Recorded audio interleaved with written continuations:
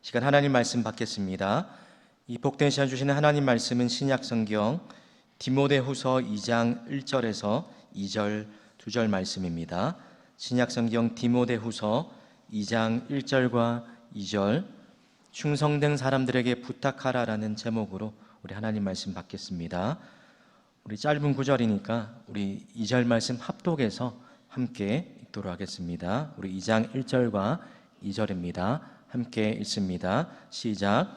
내 아들아, 그러므로 너는 그리스도 예수 안에 있는 은혜 가운데서 강하고 또 내가 많은 증인 앞에서 내게 들은 바를 충성된 사람들에게 부탁하라. 그들이 또 다른 사람들을 가르칠 수 있으리라. 아멘. 여러분, 이 시간 옆에 있는 분들과 이렇게 한번 인사했으면 좋겠습니다. 당신은 복음 전달자입니다. 네, 우리 인사하지 않은 다른 분들과 한 번 더 해볼까요? 당신은 복음 전달자입니다. 복음 전달자입니다. 감사합니다. 여러분, 2016년에 열렸던 리우 올림픽에서 남자 육상 400m 계주에서 일본이 37초 60으로 아시아 신기록을 세운 그런 경기가 있었습니다. 거기서 일본이 은메달을 차지했는데요. 여러분, 이때가 아시아 국가가 올림픽 400m 계주에서 은메달을 딴 게 처음 있는 일이었다고 합니다. 그런데 놀라운 게 뭐냐면 미국 팀 대표 4명의 100m 개인 최고 기록이 전부가 다 9초대였다고 합니다. 그런데 반대로 일본 선수 4명 중에 몇 명이나 9초대 기록이 있었을까요? 네, 맞습니다. 한 명도 없었다는 겁니다. 그런데도 미국을 제치고 일본이 이 육상 계주에서 은메달을 딸 수 있었던 그 이유, 그 비결이 어디에 있었을까? 바로 경기를 분석하는 사람들이 말하기를 정확한 바통 터치 기술 때문이었다라고 그렇게 분석합니다. 미국은 이 바통 터치 구간을 넘어선 곳에서 바통을 주고받아서 9초대 그 기록을 가진 선수가 4명이나 되었는데 그 경기에서 실격하고 말았다고 합니다. 그런데 일본은 그 바통 터치 구간에서 그 최고의 속도를 잘 유지하면서 바통을 잘 넘겨줬다는 겁니다. 여러분, 이 경기를 통해서 그만큼 바통 터치가 얼마나 중요한지를 잘 보여주는 예였던 것 같습니다. 그럼 우리가 오늘 읽었던 이 디모데후서도 믿음의 바통 터치가 얼마나 중요한지를 잘 보여주는 그런 내용입니다. 오늘 우리가 읽었던 디모데후서가 바울이 썼던 다른 서신서와 다르게 또 다른 특징들이 있는데요. 바로 디모데후서만의 3가지 특징이 있습니다. 첫 번째는 바울이 썼던 성경 중에 가장 마지막에 쓴, 나중에 쓰여진 성경이라는 겁니다. 그렇기 때문에 내용을 보시면 마지막에 쓴 그런 편지이기 때문에 읽어보시면 느낌이 마치 이제 죽음을 얼마 남겨두지 않은 그런 사람이 쓴 유언장 같은, 그 유언과 같은 편지가 바로 이 바울이 썼던 디모데 후서라는 겁니다. 그리고 마지막 3번째 특징이 다른 서신서보다 더 친밀하고 개인적인 그런 말투로, 그런 어투로 이 편지를 썼다는 것이 우리가 읽었던 디모데후서의 특징이라는 것입니다. 바울이 디모데후서를 썼을 때 어떤 상황에 있었는지를 생각해 보면 복음을 전하다가 로마에서 2차로 감옥에 투옥되게 됩니다.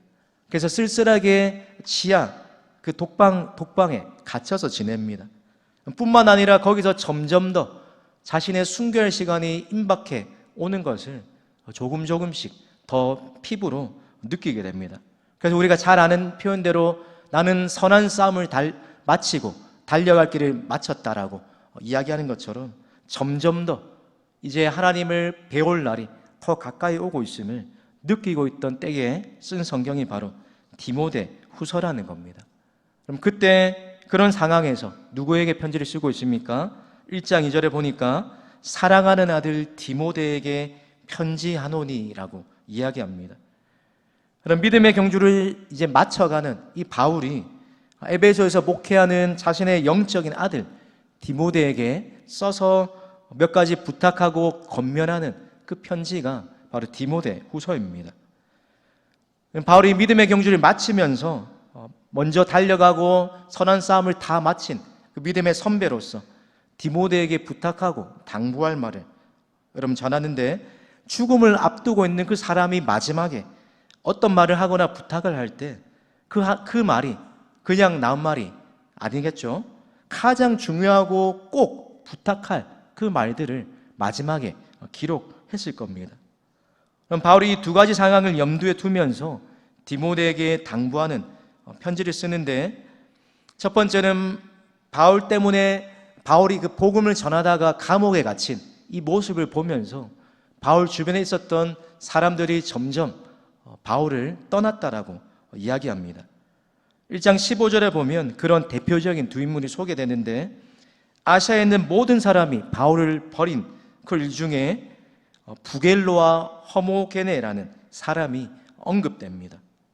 그럼 바울 곁을 떠난 이 상황뿐만이 아니라 또 어떤 상황이 이 디모데후서를 썼을 때 또 바울과 주변의 상황이었냐면, 잘못된 교훈을 가르치고 또 거짓 교사들이 등장하면서 성도들의 믿음을 교묘하게 또 미혹하는 그런 시점이 바로 디모데후서가 쓰여졌던 시점이라는 겁니다.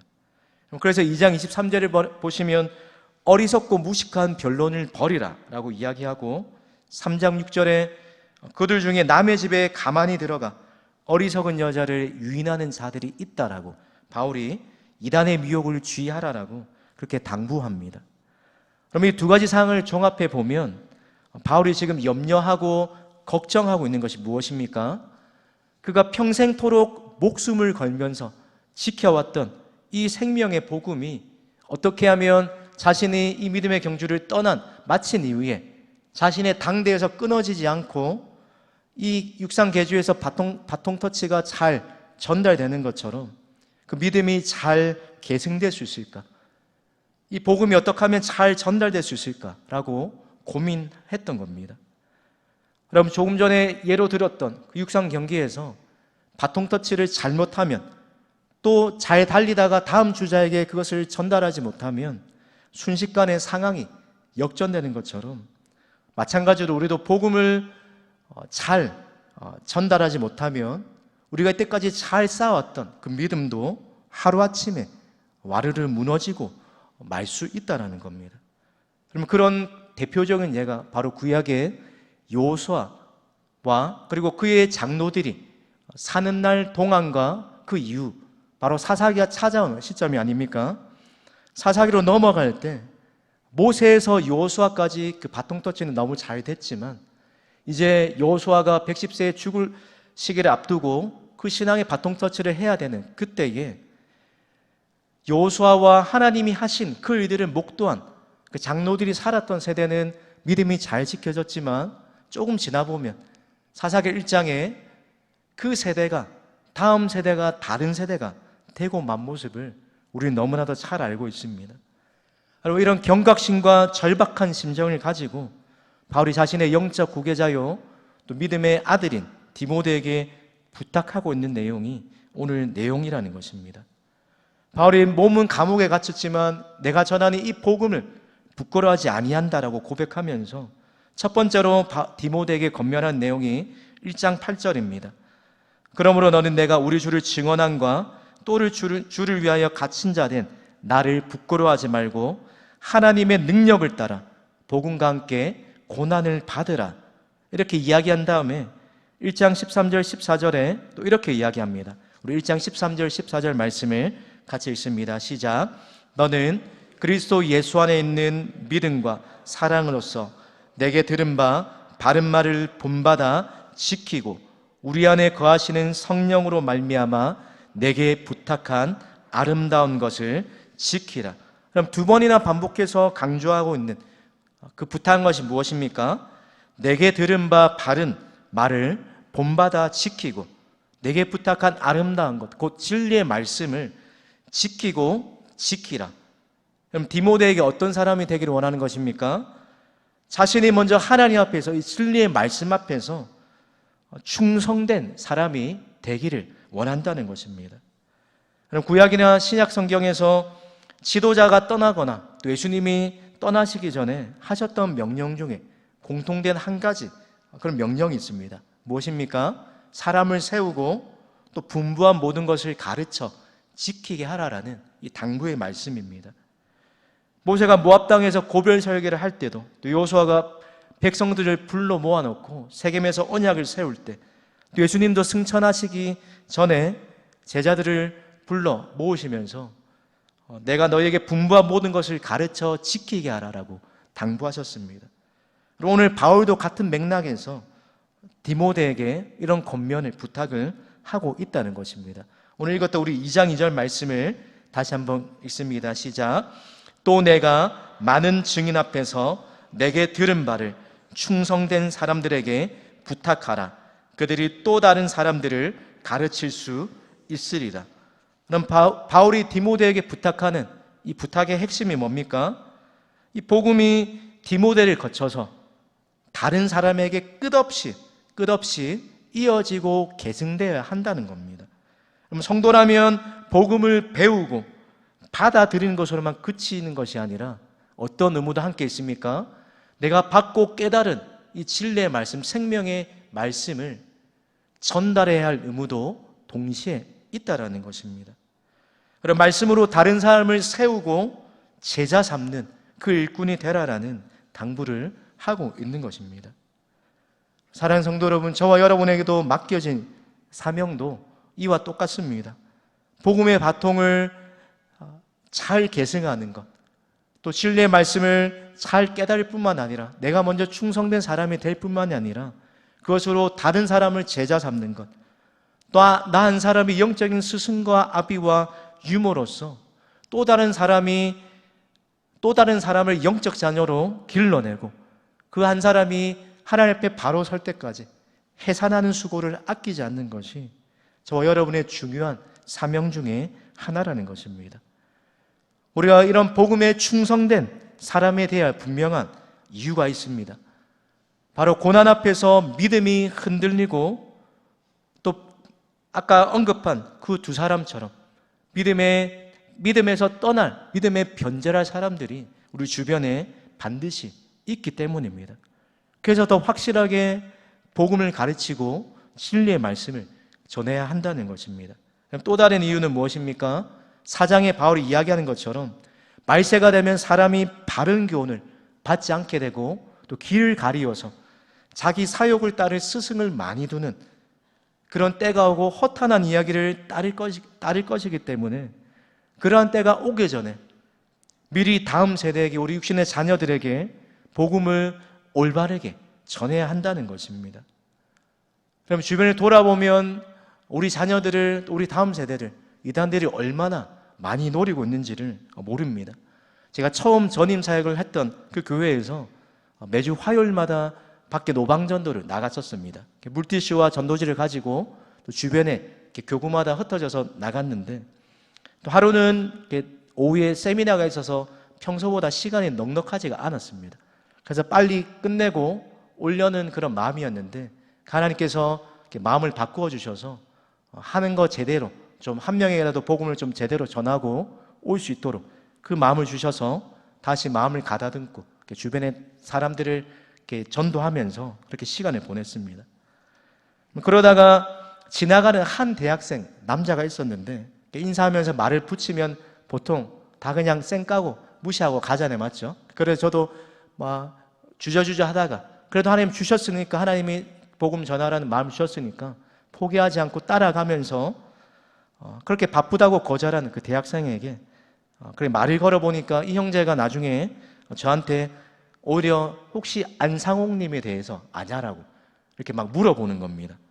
그래서 뭔가 좀 이상해서 이렇게 붙잡아서 벤치에 앉아서 이렇게 물어보니까 얼마 전에 그 교회 주변에 이제 전문대학교가 있었는데 자신이 몰몬교에 따라갔다가 또 얼마 전에 그 자신 학교 앞에서 만난 하나님의 교회 사람들을 따라다니면서 거기에 최근에 다니게 되었다는 겁니다.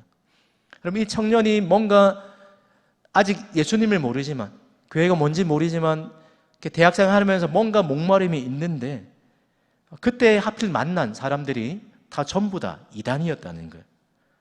그래서 그 형제에게 제 연락처를 주고 궁금한 사항이 있고 또 거기는 절대 가서는 안 되는 곳이라고 알려주면서 그렇게 헤어졌습니다. 그리고 그 다음 주에 월요일날 전화가 와서 또 고민하고 궁금한 게 있다라고 연락이 왔어요. 그래서 알려주고 또 답변해주면서 그러면서 절대 다시 또 거기에 나가서는 안 된다라고 한번 또 당부를 했습니다. 이 형제를 만나면서 참 얼마나 안타깝고 또 늦게나마 또 이것이 잘못됐다라고 알려줄 수 있다는 게 또 감사하게 됐었습니다. 그럼 또 한 번은 초등학교 앞에 또 전도를 나갔는데 초등학교 3학년 꼬마를 만났어요. 얘도 뭔가 바쁜지 뭐 학원이 바쁜지 막 이렇게 맛있는 거 주면서 하려니까 얘도 빨리 지나가고 외면하는 것 같아서 막 주저주저 하다가 또 그래도 또 전화로 왔으니까 복음을 전하니까 얘가 귀찮다는 듯이 그냥 막 안 되는 척을 하다가 저한테 오히려 또 여호와가 누구신지 아십니까? 이렇게 물어보는 겁니다. 초등학교 3학년이 혹시 교회 다니나라고 생각했는데 그러면서 막 자기가 믿던 막 교리를 막 이러저리 설명하는데 듣고 보니까 여호와의 증인에 부모님이 다니고 얘도 다니고 있는 겁니다. 그럼 이 꼬마를 만나면서 이 3학년밖에 안 되는 애가 막 줄줄 막 자기가 믿고 있는 교리를 막 저한테 이야기하는 모습을 보면서 안타깝기도 하면서 한편으로는 충격을 받기도 했습니다. 왜입니까? 애가 가르쳐 주는 거를 그만큼 스펀지처럼 이렇게 잘 빨아들이는구나 라는 그런 생각 때문에 충격이기도 하면서 또 역으로 내가 가르치는 영혼들에게 또 우리 주례학교 학생들에게 내가 올바로 가르치지 않으면 참 어떻게 될지 모르겠구나, 진리를 바로 가르치는 게 너무나 중요하구나라는 그런 깨달았던 경험이 바로 이 두 가지를 통해서 깨달은 교훈이었습니다.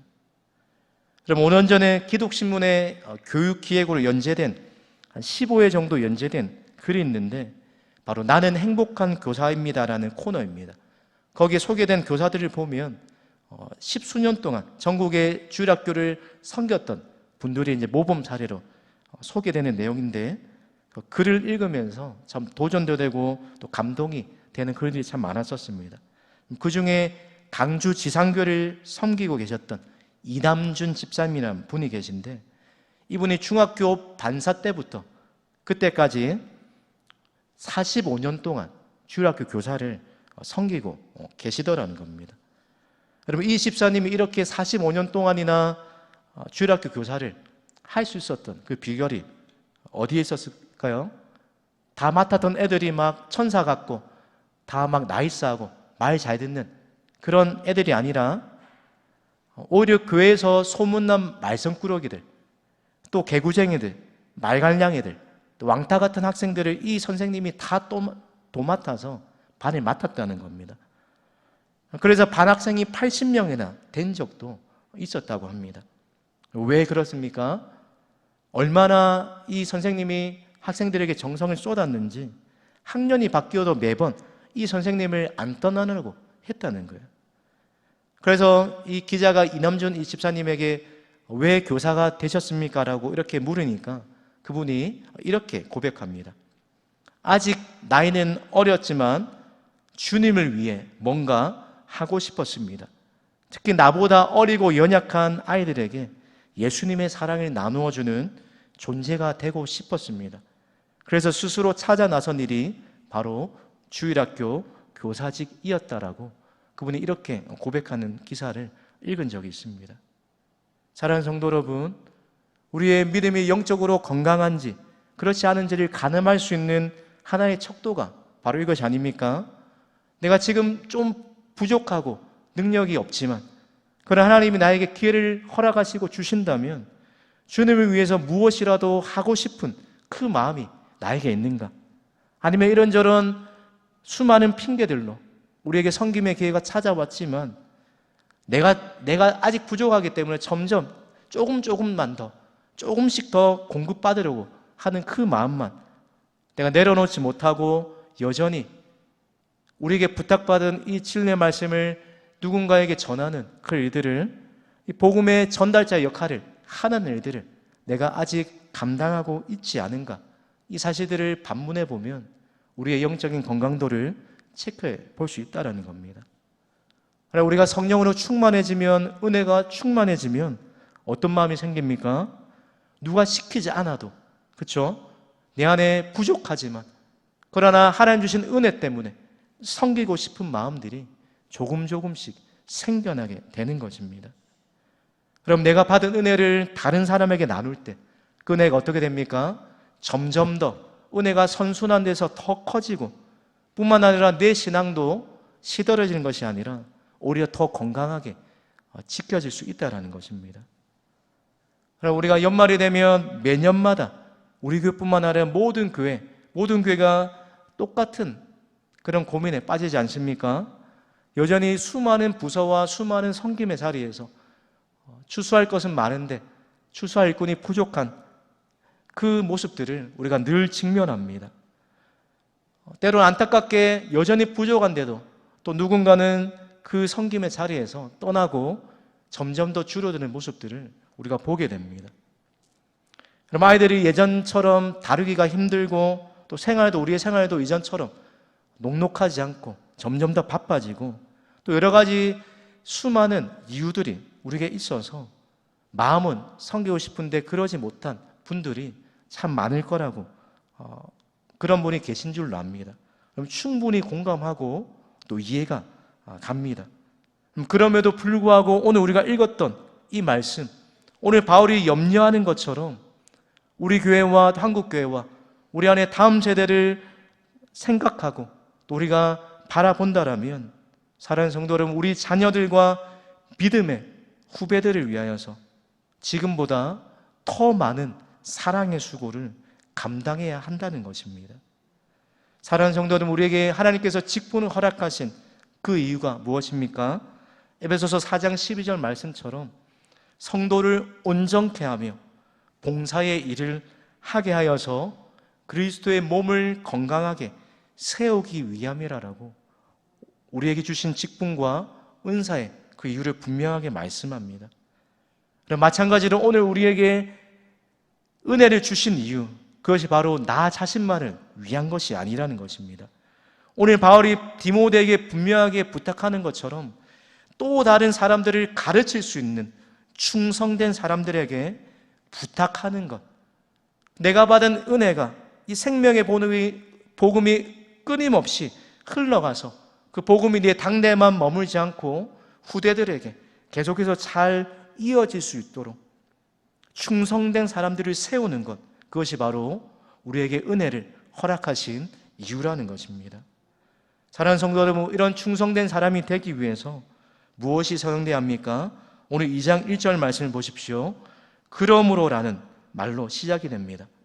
바울이 부탁한 내가 먼저 충성된 사람이 되고 또 나를 통하여 누군가를 충성된 사람으로 세워나가기 위해서 그 일에 필요한 것이 무엇입니까? 내 아들아, 그러므로 너는 그리스도 예수 안에 있는 은혜 가운데서 강하고 라고 이야기합니다. 무슨 말입니까? 우리 힘으로는 섬길 능력이 없다라는 것입니다. 우리의 열심만으로는 한계에 부딪히고, 그래서 어떻게 하라는 것입니까?